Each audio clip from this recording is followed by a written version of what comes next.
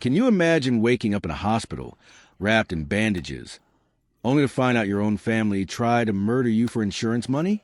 But here's the real twist. I decided to play dead, let them celebrate, and then brought an entire SWAT team right to their door. My name is Nathan, and a little over a year ago, I woke up in a sterile, freezing hospital room.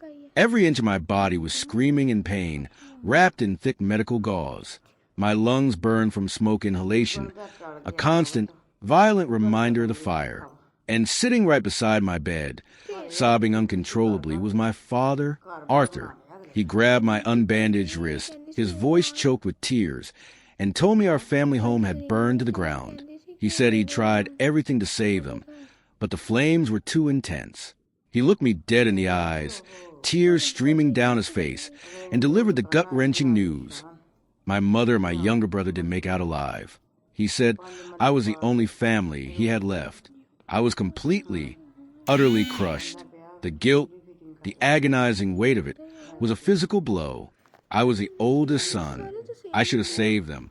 I cried with him until I choked on the oxygen tube, until my chest physically ached with a grief so profound it felt like a part of me had died with them.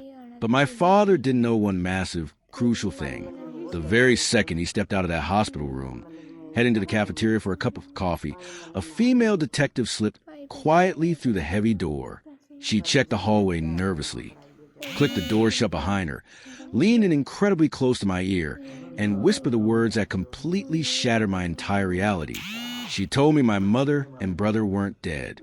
She told me they were hiding out in a luxury rental property, waiting for my massive life insurance payout to clear. And then she dropped the final devastating bomb. My own family had set that fire deliberately to burn me alive in my bed. So, how did this absolute nightmare begin? When you grow up in a house where love is strictly transactional, you learn very early on how to survive. You don't ask for affection. You earn it through manual labor, through perfect grades, through absolute, unquestioning obedience. My father, Arthur, cared about two things in this entire world: acquiring money and meticulously controlling how other people perceived him. I was the invisible child, the one who did the heavy chores, fixed the leaky faucets, mowed the massive front lawn, and eventually paid for my own college fund by working grueling night shifts at a concrete supply warehouse. I'd come home at 4 a.m., covered in dust and exhaustion, and find my parents asleep. Nobody ever left a plate of food out. Nobody ever asked how my classes were going. I was simply expected to handle my own life without burdening them. Then there was my younger brother, Leo, the golden child. He could do no wrong in their eyes, the center of their entire universe. When I graduated college with a dual degree in finance and economics with top honors, my parents took me to a cheap diner, gave me a firm handshake, and told me it was time I started paying them monthly rent for my childhood bedroom. Teacher's responsibility, they said. But when Leo turned 18, after barely scraping by with a C average in high school and getting suspended twice for fighting, my father bought him a brand new navy blue Maserati. I remember the exact day that car pulled into our driveway. I was inside, sweating over my advanced accounting textbooks. When I heard the roar, I walked out and saw Leo behind the wheel of this gleaming machine. My father stood next to him, beaming with a kind of genuine pride I had never seen directed at me. My mother, Eleanor, was taking dozens of photos to post online. I asked my father how he could possibly afford that. He just looked at me with cold, dismissive eyes. He said Leo needed a reliable, high-status car for his future. He said Leo had the kind of natural charm that was in taking places, and he needed the right image. I spent my entire 20s desperately trying to earn that same look of pride. I thought if I worked hard enough, if I became financially successful enough, they would finally look at me the way they looked at Leo. That was my core, pathetic desire. I just wanted my family to love me. I wanted a seat at their table. I wanted to be invited to their dinners without being asked to fix the plumbing while I was there. That deep-rooted desperation made me completely blind to the monstrous predators my parents truly were. The real, tangible trouble started about 8 months before the fire, through years of grinding 60-hour work weeks. I'd finally worked my way up to a senior financial analyst position at a major, highly respected real estate investment firm. The firm was run by Mr. Sterling, an old-school corporate shark who demanded absolute perfection and paid a massive salary to ensure he got it. I was doing extremely well.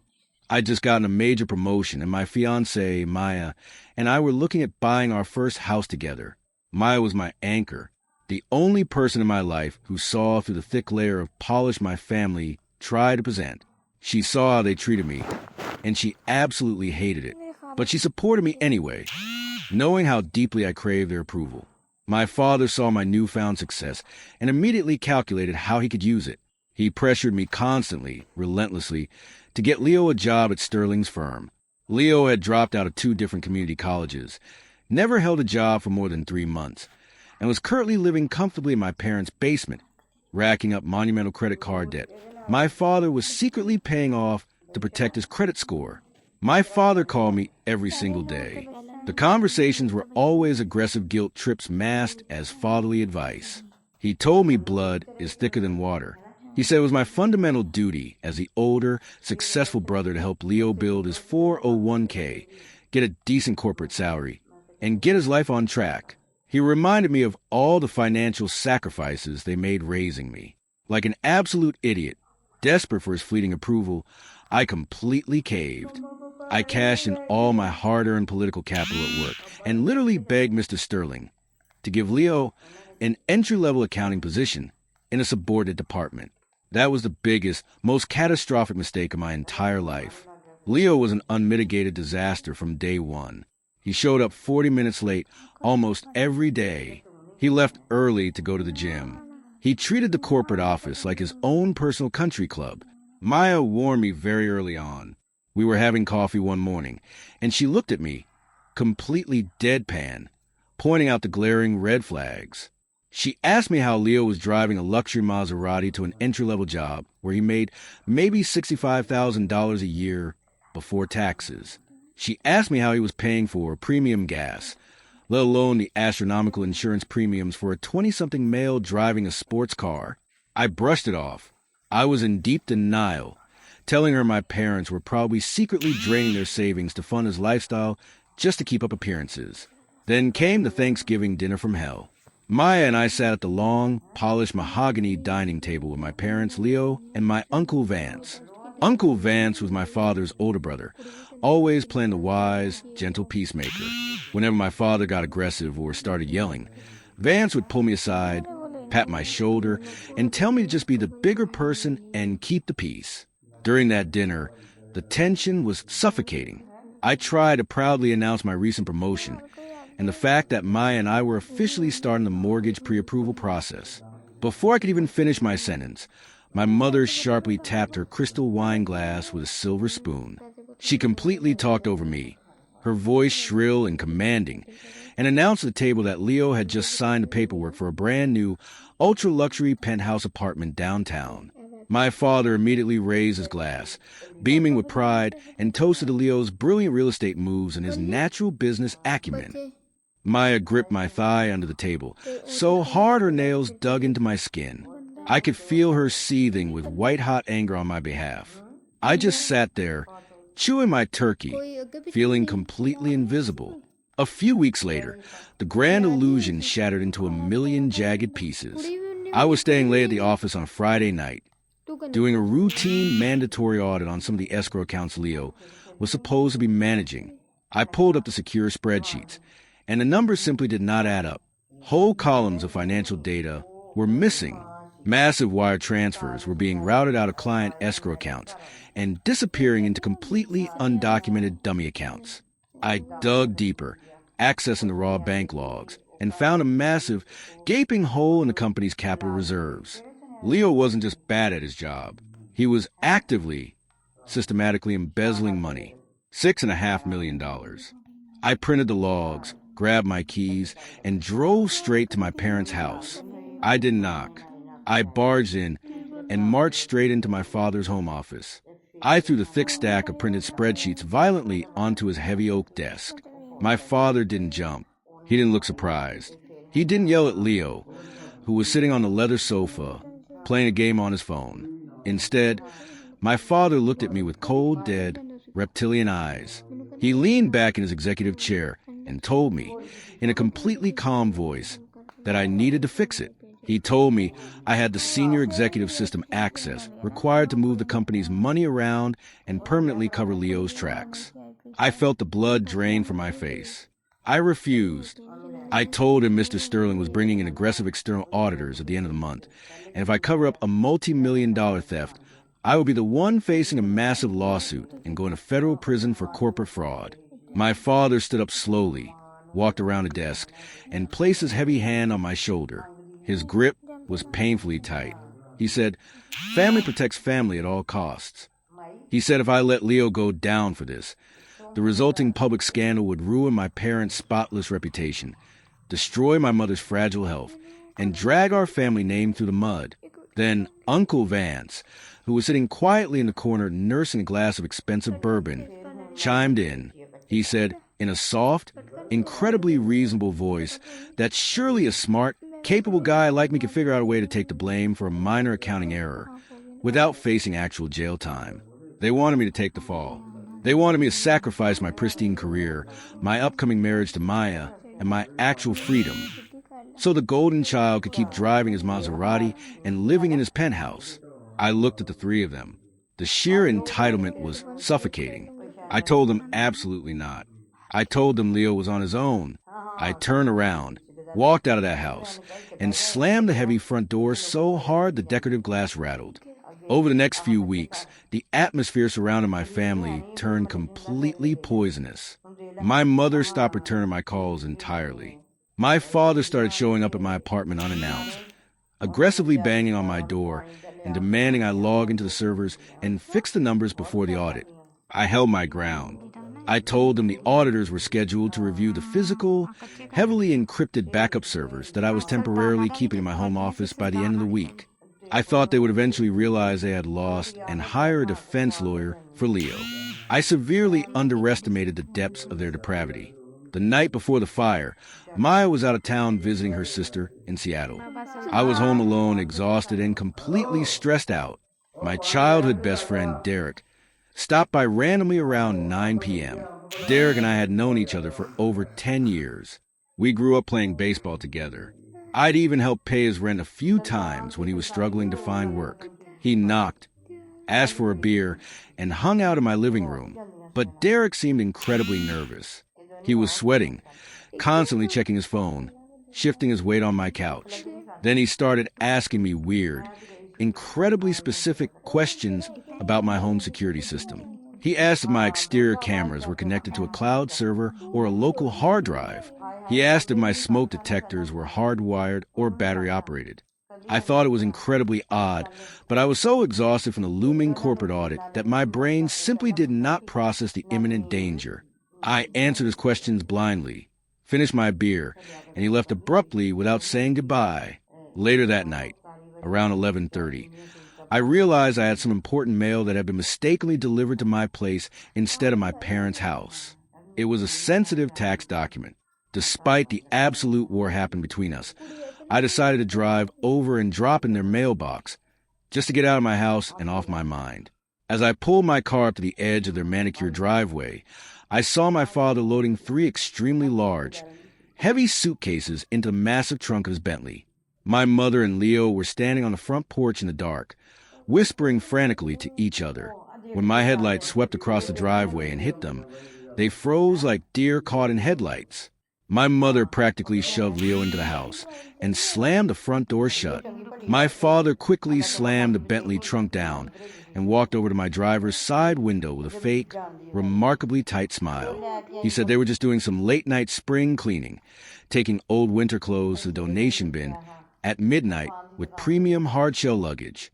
I handed him the mail through the window. My stomach was tied and tight, painful knots.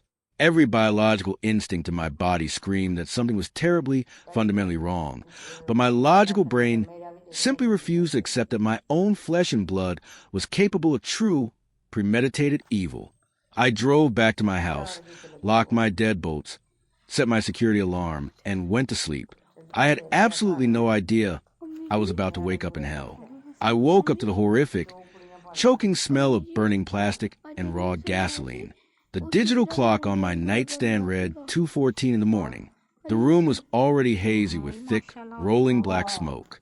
The heat pressing against the bedroom walls was absolutely suffocating. I jumped out of bed, coughing violently, and rushed to my bedroom door. I grabbed the brass doorknob, and it instantly seared the skin right off the palm of my hand. I screamed in pure agony, grabbed a heavy cotton t-shirt off the floor, wrapped it tightly around my blistering hand, and aggressively turned the knob. The door would not open. It was jammed solid, not just stuck due to the heat expanding the wood, but physically wedged and locked from the outside hallway. Someone had deliberately barricaded me inside my room. Pure, unfiltered panic hit me like a freight train. I threw my entire body weight against the heavy wooden door over and over again, bruising my shoulder to bone, but it did not budge a single inch. Smoke was pouring in rapidly through the bottom crack, carrying the distinct heavy chemical smell of an accelerant. Someone had poured gallons of gasoline right outside my bedroom door. This fire was not an electrical short.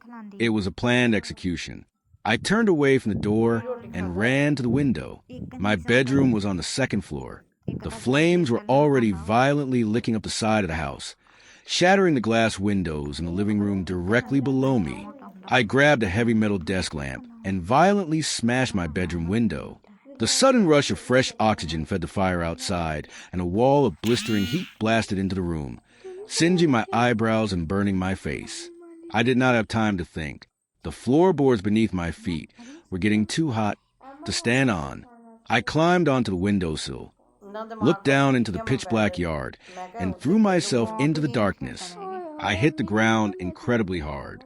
The impact sent a sickening, loud crunch echoing through my right leg.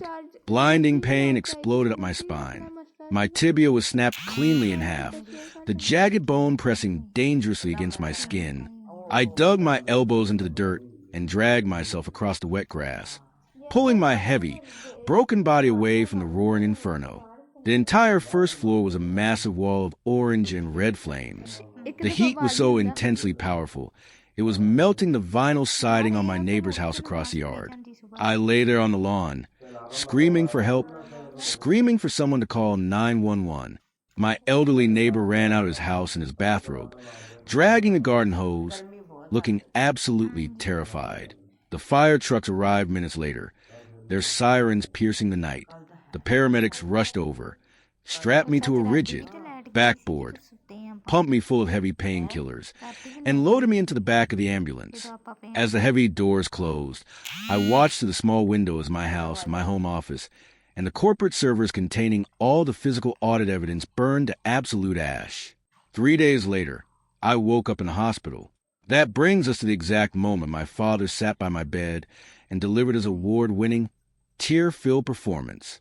He told me my mother and Leo had come over to check on me that night, and they got trapped in the fire. He cried actual tears. He held my bandaged hand. Then Detective Harper walked in.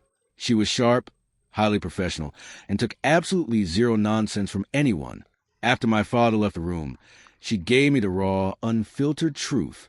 She told me the fire marshal found undeniable evidence of extreme premeditated arson, multiple ignition points, gasoline poured specifically around the exits, and heavily concentrated outside my bedroom door. But the biggest bombshell was the bodies, or rather, the complete lack of them. The forensic investigators painstakingly combed through the ashes. There were no human remains inside that house. None. My mother and brother were not dead. Detective Harper pulled out her phone and showed me a still frame from a state highway traffic camera located 40 miles from my house. The timestamp was 1:45 in the morning. It showed my father's Bentley and Leo's Maserati driving in perfect tandem toward the state line. They had packed their bags, locked me in my room, set the house on fire, and casually drove away while I burned. I felt physically sick. The betrayal was so deep, so profoundly evil. It felt like my chest had been carved open with a rusty knife. My own mother, my own father, my own brother. They sat around a table and decided my life was worth less than Leo's freedom. But it got worse. The psychological isolation campaign started immediately. My father returned to the hospital an hour later. He immediately complained to the hospital administration and fired the kind nurse who had been assigned to me, demanding a new one. He took my personal cell phone, claiming it was completely destroyed in the fire, and he would buy me a new one later. He physically stationed himself in the chair next to my bed and aggressively refused to let anyone visit me. I heard him out in the hallway talking to the doctors, insisting that I was suffering from severe PTSD and needed heavy sedatives to stay calm. He was actively trying to drug me into a stupor, so I could not talk to the police or a lawyer. Luckily, Maya is an absolute force of nature. She bullied her way past the hospital security, completely ignoring my father's loud protests, and marched directly into my room. She took one look at my father and told him to step outside immediately, or she would have him arrested for trespassing. My father's mask slipped for just a fraction of a second. His eyes went cold and furious, but he left the room. I grabbed Maya's hand tightly and told her everything Detective Harper had whispered to me. Maya didn't cry. She didn't panic. She went into full, calculated combat mode. We realized we needed to communicate securely without my father knowing. Maya left and came back an hour later. She bought a cheap burner phone and hid it deep inside a tissue box on my bedside table. The next day, my best friend Derek came to visit. My father actually allowed him inside, which immediately set off loud alarm bells in my head. Derek stood at the foot of my hospital bed, looking incredibly uncomfortable. He gave me a sad smile and talked about how deeply tragic it was that I lost my family. He said he could not believe the house went up in flames so fast. Then Derek made a massive, fatal mistake. He leaned against a metal bed rail and said, "Man, it's crazy. The fire marshal told the local news the fire started in the kitchen, but I know your bedroom burned first. I can't believe you made it out that window." My blood ran ice cold. The police had not released any information to the public about where the fire actually started. Detective Harper explicitly told me they were keeping the origin points highly classified to weed out false confessions. The news reports only said a house burned down. There was absolutely no way Derek could know the fire started right outside my bedroom door unless he was there, unless he was the one who poured the gasoline. I looked at a man I had considered a brother for 10 years. I remembered him nervously asking about my smoke detectors. I realized my father had paid off my best friend to murder me. I kept my face completely blank. I nodded slowly, told Derek I was exhausted from the painkillers, and asked him to leave.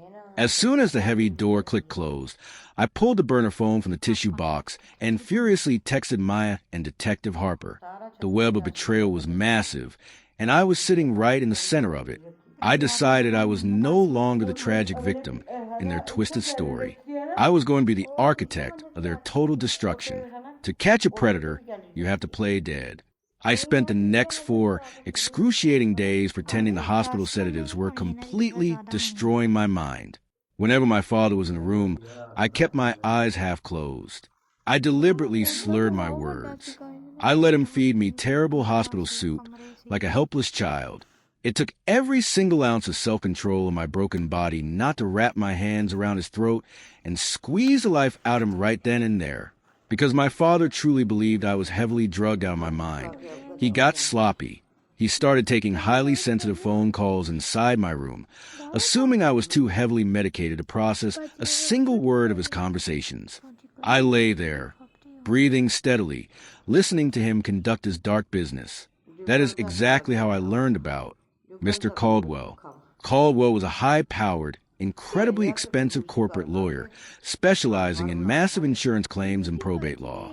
My father paced back and forth near the hospital window, arguing loudly on his cell phone. He was furious.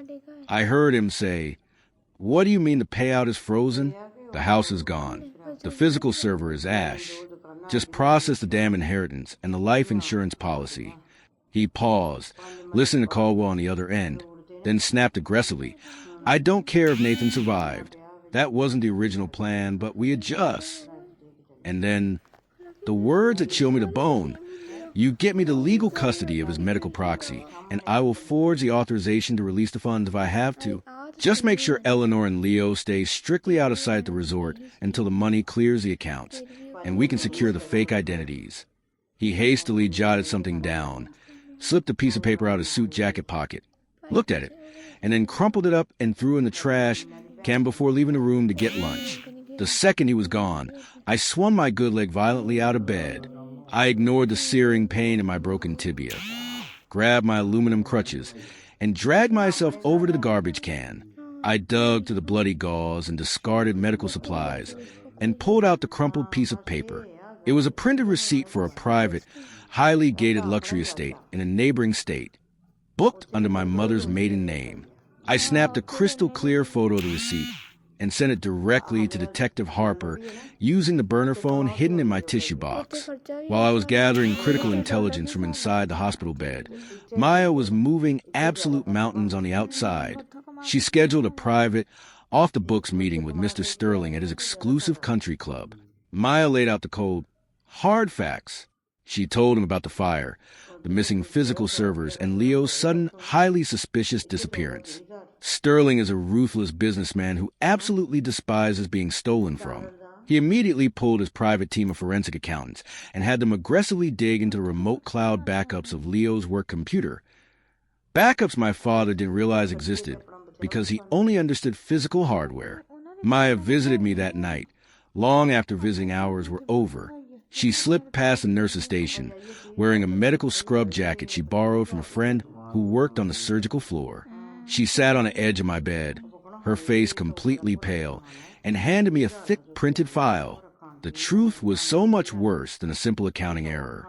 Leo had systematically, over the course of 6 months, funneled over $6.5 million of company escrow funds into untraceable offshore accounts. My father was the mastermind behind the shell, companies receiving the stolen money. The upcoming corporate audit would have undoubtedly sent both my father and my brother to federal prison for decades. They burned my house down to destroy the physical servers and the detailed paper trail I kept locked in my home office. But why lock my door? Why intentionally kill me? Why not just burn the house while I was at the office earning my salary? Maya silently turned to the second page of the file. It was a heavily notarized life insurance policy document. Several months prior, my father had flawlessly forged my signature and taken out a $12 million life insurance policy on my life, naming himself as the sole beneficiary in the event of my accidental death. He had used my own personal details, my social security number, and a fake email address to set it up. The master plan was brilliant in its pure sociopathic evil. Burn the hard evidence of the $6.5 million corporate theft. Burn me alive in the process. Claim the $12 million life insurance payout. Use half of that blood money to quietly replace the stolen company funds before the federal investigators ever noticed they were gone, and keep the rest to live like absolute kings. They had hired Derek to secure my bedroom doors and spread the accelerant because he owed my father a massive $75,000 from a bad sports gambling debt. They staged the tragic, fiery death of my mother and brother so they could live off the grid in luxury while the legal dust settled and the checks cleared. They looked at my life, my future, and my upcoming marriage to Maya, and they collectively decided it was a perfectly fair trade for a pile of cash and Leo's freedom. I looked at Maya. She had tears in her eyes, not from sadness, but from pure, unadulterated, blinding rage. I handed the file back to her. My chest felt incredibly tight, but my mind was sharper and clearer than it had ever been in my entire 33 years of existence. The weak, desperate son who just wanted his parents' love died in that blazing fire. The man sitting in that hospital bed was someone completely different. I told Maya to call Detective Harper immediately. We had the solid financial motive. We had the exact location of my mother and brother. We had the ironclad insurance fraud evidence. It was time to stop playing defense. It was time to go to war. The next morning, my father walked briskly into my hospital room with a heavy clipboard and a pen. He put on his absolute best tragic, loving father face. He sat down, patted my leg, and told me it was time to sign the insurance release form so we could finally start rebuilding our broken lives. He handed me the pen, completely unaware that the walls were rapidly closing in around him. I looked down at the dense, intimidating stack of legal documents resting on my plastic hospital tray. These were highly specific, ironclad financial papers drawn up by extremely expensive lawyers. They were designed to officially authorize the release of a $12 million life insurance policy alongside transferring the legal custody of my estate and my ongoing medical proxy directly to him. By signing these crisp white pages, I would be effectively handing my attempted murderers a golden ticket to absolute luxury and permanent freedom. My father stood right over my hospital bed, his breathing shallow and incredibly rapid. His eyes tracked my every single movement like a starving wolf. He truly thought he had completely won the game. He saw nothing but a broken, heavily medicated pawn who was far too blinded by physical agony and profound emotional grief to see the massive knife buried securely in his back. I uncapped the pen. I placed the metal tip directly against the signature line. The smell of his expensive, custom-blended cologne mixed violently with the harsh, sterile smell of hospital antiseptic, making me want to physically gag. I signed my name, but I did not use my actual, legally binding signature. I used a sloppy, jagged, entirely incorrect variation that any competent forensic handwriting expert, bank auditor, or legal clerk would immediately flag as being signed under extreme physical duress or heavy medical sedation. It was a completely invalid, legally useless signature, but my father was far too arrogant, far too blinded by his own insatiable greed to notice the subtle, deliberate difference in the ink. He snatched the heavy wooden clipboard away the absolute second the ink dried. He gave me a wide, hollow smile that did not reach his cold eyes and told me he had to go meet with his lawyer to finalize the transfers. He actually had the absolute unmitigated nerve to tell me he would be back later that evening with premium real estate brochures, so we could pick out a new safe house to live in together. He walked confidently out of the hospital room, completely blissfully oblivious to the massive steel trap that was about to snap violently shut on his leg. The absolute second the heavy wooden door clicked shut behind him, Maya walked in quickly from the adjoining hallway, followed closely by Detective Harper and a senior police investigator named Detective Miller. Miller was an older, deeply cynical veteran cop who had initially suspected I might have started the house fire myself. But after seeing the hard, undeniable digital evidence that Maya and Mr. Sterling had pulled directly from the corporate cloud servers, Miller was fully, fiercely on our side. Detective Harper immediately locked the hospital door and drew the heavy privacy blinds. She laid out a series of high-resolution, time-stamped surveillance photos across my thin hospital blanket. The State Police Cyber Division had successfully tracked the license plate of Leo's Maserati using a massive network of highway toll cameras. My mother and my embezzling brother were currently hiding out in a sprawling, highly secluded luxury villa, nestled deep in the mountainous region about 3 hours north of the city limit. Harper looked at me with a deadly serious, unblinking expression. She explained that my father was indeed returning to the hospital that night, but absolutely not with real estate brochures.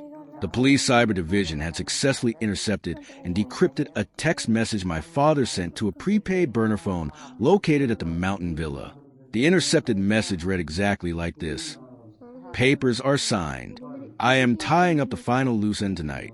Pack the bags and be ready to move before sunrise." The final loose end was me. My father was not going to wait for the hospital administration to formally discharge me.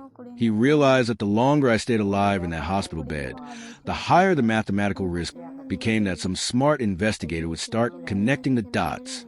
He was coming back to finish the job he started. He was coming back to murder his own son. That evening, the intensive care floor of the hospital was suspiciously, uncomfortably quiet.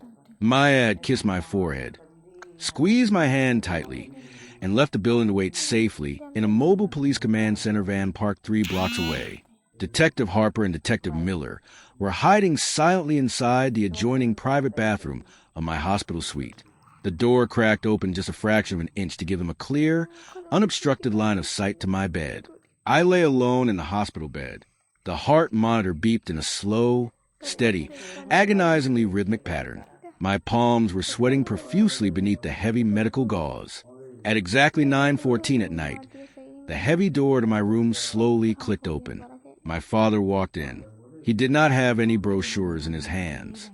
He had a small, unmarked glass vial and a specialized medical syringe tucked securely into the palm of his right hand.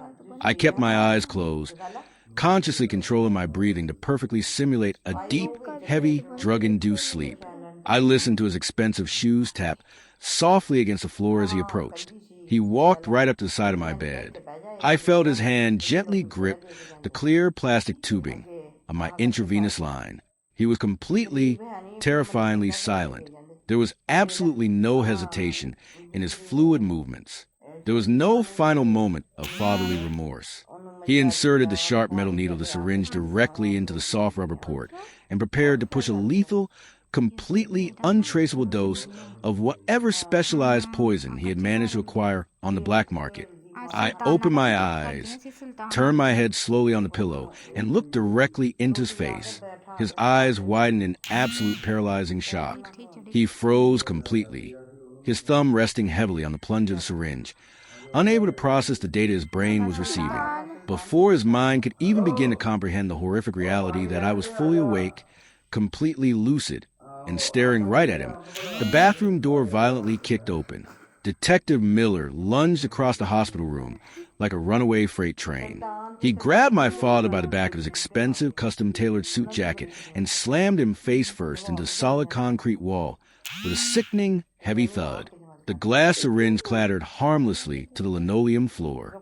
Detective Harper drew her service weapon, aiming it squarely at the center of my father's back, and screamed at him to stay down and show his empty hands. My father shrieked in sudden panic. He thrashed wildly against the hard wall and aggressively demanded to speak to his lawyer. He yelled that he was a highly respected businessman and that this was a gross display of severe police brutality. Miller completely ignored his pathetic outrage. He simply pulled my father's arms forcefully behind his back, slapped heavy, cold steel handcuffs onto his wrists, and began reading him his Miranda rights in a loud, booming voice. I used my good arm to push myself up into a seated position in my hospital bed. I looked down at the man who had raised me, the man who had deliberately locked me in a burning room to protect his embezzling, worthless favorite son. His face was bright red with a mixture of impotent rage and profound, shattering humiliation. I looked him dead in the eye and told him I truly hope he likes the terrible food in federal prison, because his precious Bentley was going to be sold at a local police auction to pay for my medical bills. But arresting my father in that hospital room was only phase 1 of the operation. Phase 2 was a grand reunion. Despite my severe physical injuries, my broken leg, and the intense, searing pain radiating through my burned skin, I absolutely insisted on being physically present for the police raid on the mountain villa. I had a fundamental, undeniable legal and moral right to face my abusers when their carefully constructed world came crashing down around them. Maya and Harper arranged for a specialized, privately funded medical transport van. The paramedics carefully loaded my heavy wheelchair into the back of the vehicle, securing the wheels to the floorboards. We closely followed the long convoy of unmarked, heavily armored police tactical vehicles up the dark, winding, treacherous mountain roads. We arrived at the luxury estate just past midnight. The villa was a massive ultramodern glass and steel architectural masterpiece, surrounded by dense, towering pine trees. Through the massive floor-to-ceiling panoramic windows, I could clearly see my mother and Leo. They were absolutely not mourning my tragic, fiery death. They were actively celebrating their newfound wealth and freedom. Leo was sitting comfortably on a plush white leather sofa, playing violent video games on a massive flat-screen television with the surround sound volume turned all the way up. My mother was standing in the sleek designer kitchen, wearing expensive silk pajamas and pouring herself a generous glass of vintage red wine from a freshly opened bottle. Detective Harper stood by the open doors of the transport van, looked at me for final confirmation, and gave the heavily armed tactical team the green light to breach. The police did not politely knock on the front door. They used a massive, heavy steel battering ram to smash the custom mahogany door completely off its reinforced hinges. The sound echoed to the quiet mountain air like a military bomb detonating. Dozens of heavily armed tactical police officers swarmed into the luxurious living room, screaming loud, aggressive commands to get on the ground and show their hands. Leo screamed in pure, unadulterated terror. He dropped his expensive video game controller, threw his hands high in the air, and immediately started crying hysterically like a terrified, helpless child. He dropped to his knees before an officer even touched him, sobbing into the expensive rug. My mother shrieked in shock and dropped her crystal wine glass.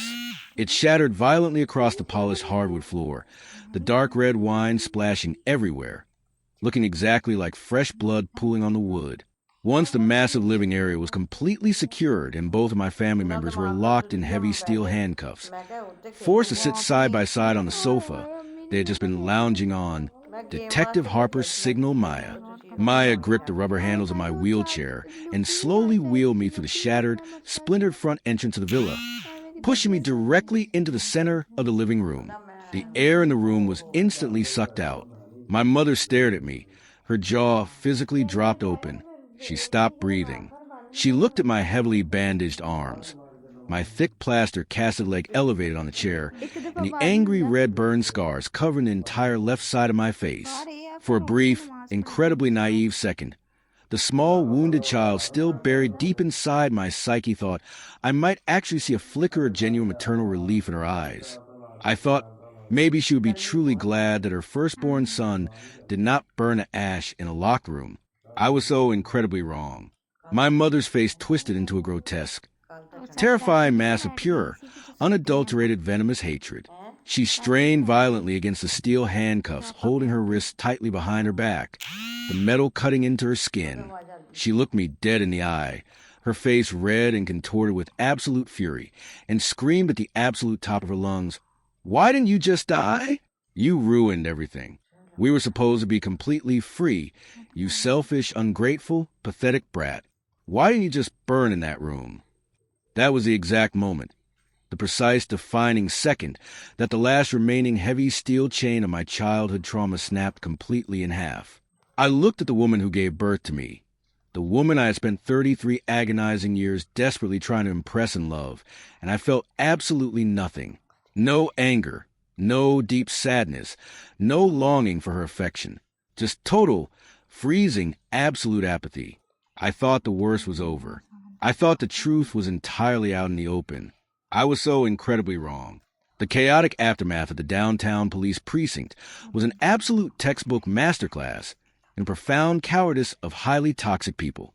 I sat quietly in a dimly lit, heavily air-conditioned police observation room alongside Maya and Detective Miller. We were watching directly through the massive two-way glass mirror as Detective Harper methodically interrogated my family members in separate isolated holding rooms. Felix, the golden child who could do absolutely no wrong, cracked under the intense pressure in less than 10 minutes. He threw our father directly and unapologetically under the proverbial bus to save his own skin.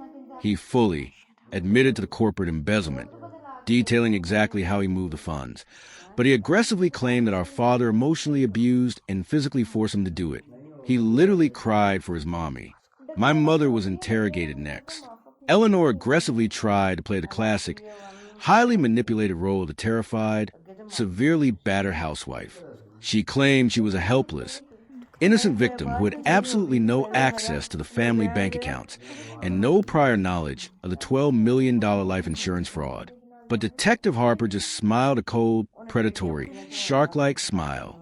She reached into her thick manila folder and slid a massive stack of freshly printed, highly incriminating emails directly across the metal interrogation table.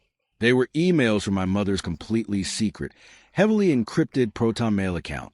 Emails where she explicitly and meticulously researched which specific brand of chemical accelerant burned the hottest and fastest without leaving easily traceable chemical residue for the fire marshal to find.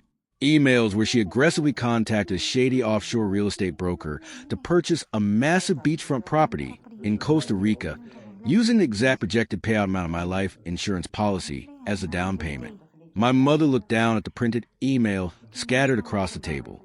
The delicate, tragic tears stopped instantly.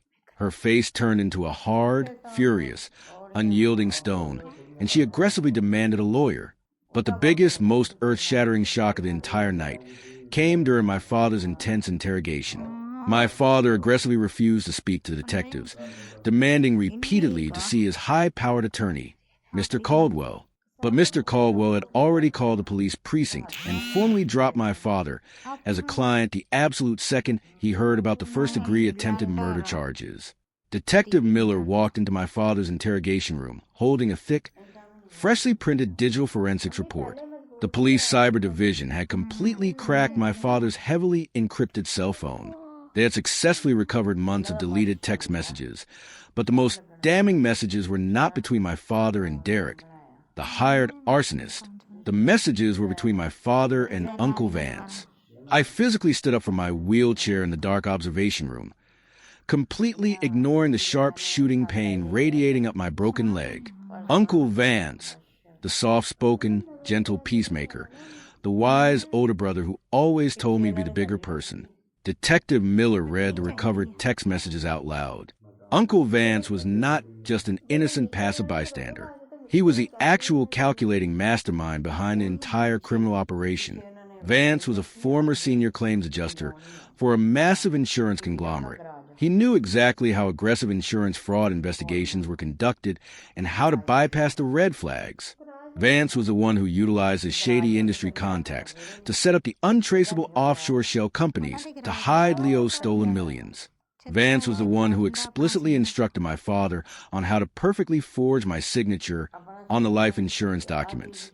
And most horrifying of all, Vance was the one who personally introduced my father to Derek's aggressive gambling bookie.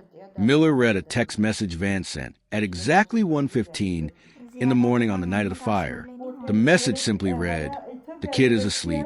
The cameras are offline. Tell Derek to lock the bedroom door tight. And light the match. Make sure the server melts completely. I want my 30% cut wired to the Cayman account by Friday." My knees physically buckled beneath me. Maya caught me instantly and gently helped me back into the absolute safety of the wheelchair. The absolute betrayal was so deep, so profound and absolute. My entire extended family structure was a deeply coordinated, highly functioning criminal enterprise. Before we left the precinct to return to the hospital, I asked Detective Harper for exactly 5 minutes alone with my mother in the holding room. I wheeled myself slowly into the cold interrogation room. My mother aggressively refused to look at me. I spoke to her with the absolute freezing cold precision of a senior financial analyst finalizing a hostile, merciless corporate takeover. I told her that I had already instructed Maya to contact a ruthless team of civil litigators to file a massive multi-million-dollar civil lawsuit against their entire estate for extreme distress, severe physical injury, and gross negligence. I told her that the aggressive lawsuit would completely methodically drain every single cent of their remaining assets, including their pristine suburban house, their retirement funds, and Arthur's precious Bentley. They would not have a single dime left to pay for competent criminal defense lawyers. She finally turned her head and looked at me. Her eyes were filled with genuine fear and deep, unyielding resentment. "You chose Leo," I said, my voice dangerously quiet and incredibly steady. "You chose to protect the golden child over my life. I hope he deeply enjoys spending his inheritance in a federal prison cell." I turned my heavy wheelchair around and rolled out of the room without looking back a single time. The criminal trial was an absolute unmitigated media circus.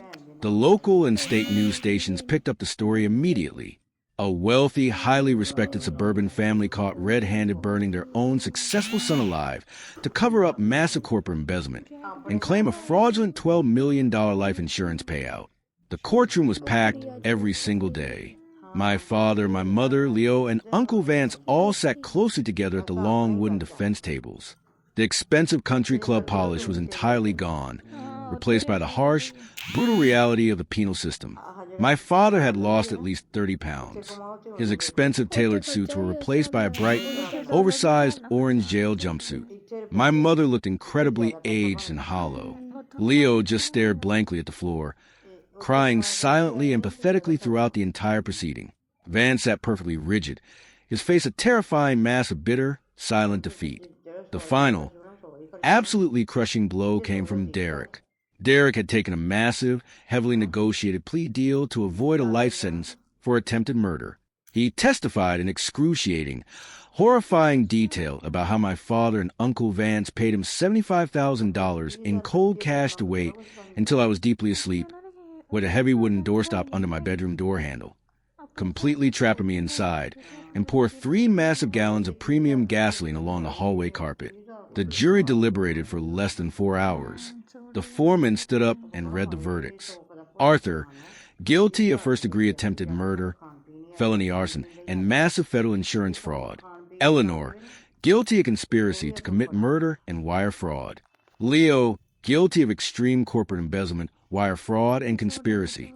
Uncle Vance, guilty of federal racketeering, conspiracy to commit murder and massive insurance fraud. The federal judge sentenced my father and Uncle Vance to life in federal prison without possibility of parole.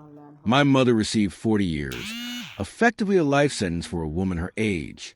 Leo, the golden child who could do no wrong, was slapped with 35 years in a maximum security facility. As the armed bailiffs moved in to place the heavy steel handcuffs on them, my father finally turned and looked directly at me.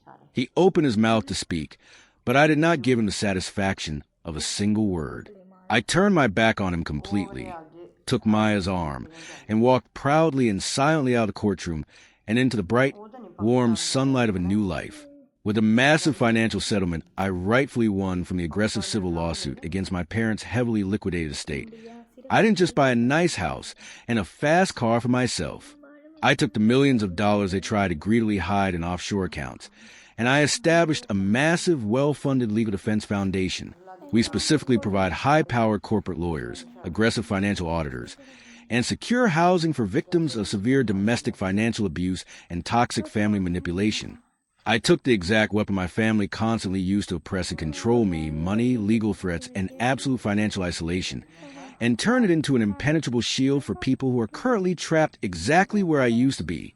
Family is absolutely not the people who demand your constant, exhausting sacrifice while giving you nothing but harsh criticism and conditional approval in return. Family is a strong woman who smuggles a prepaid burner phone into a closely guarded hospital room so you can fight back against your abusers. Family is the brave detective who risks her own professional career to whisper the terrifying truth in your ear when you are at your absolute weakest. I cut the deep, rotting infection completely out of my life. And in doing so, I finally found absolute, unwavering peace. Have you ever faced a betrayal that completely reshaped your understanding of family? Or maybe, what would you have done in my place? Let me know in the comments below.